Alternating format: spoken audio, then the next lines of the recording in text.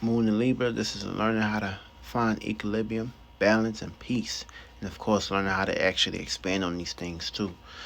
We're also about to have this moon in Scorpio, so anywhere you're not balanced at, Scorpio is going to basically force you to basically get fixated in that area and, of course, get ready to transform, especially when we're about to have this new moon in Sagittarius, also the new moon eclipse. So, of course, in this perspective, wherever you have Libra at, finding peace, harmony, and balance is very key right now. Also, wherever you have Chiron at in your house, this is the area where you need to basically put full point attention towards that area and, of course, use that area like a bitch. And, of course, put yourself into a situation of bringing that peace, that balance, that harmony with areas where you need to focus on self, areas where you need to basically be able to relate to the world.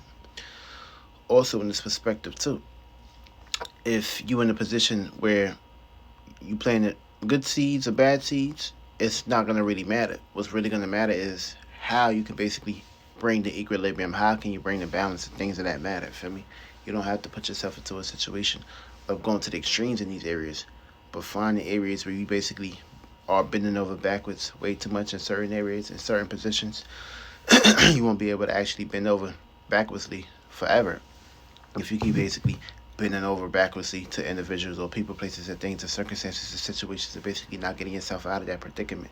So it's highly very important to basically put yourself into a situation where you bring in harmonious peace, areas where you can feel comfortable, areas where you don't have to be in a situation where you basically overextend yourself or doing too much or basically being a workaholic or basically going to the extremes or going to the limits. That's why this moon in Libra wants you to basically relate. It wants you to basically bring peace. It wants you to bring harmony. And being that the sun is in Sagittarius, paying attention towards areas where you can expand on these things. And of course, put yourself into a situation not overindulging, because of course, we already know that Libra exalts Neptune, which is the other side of the Jupiter spectrum. And this puts you into a situation of basically going to the extremes when it comes to fantasies, relating, or basically scratching somebody else's back. But of course, if you don't get this reciprocated or get this in return, the cup is not going to be half full.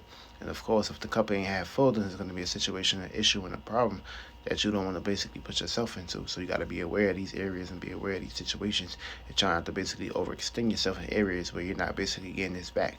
So Libra wants you to basically spark that initiative. And of course, it's also the other side of the Scorpio, also the other side of Aries, too. So this puts you into a situation of basically getting ready to transform shit or basically experience transformation. We also still got that Mars and Scorpio too, which is the last perspective.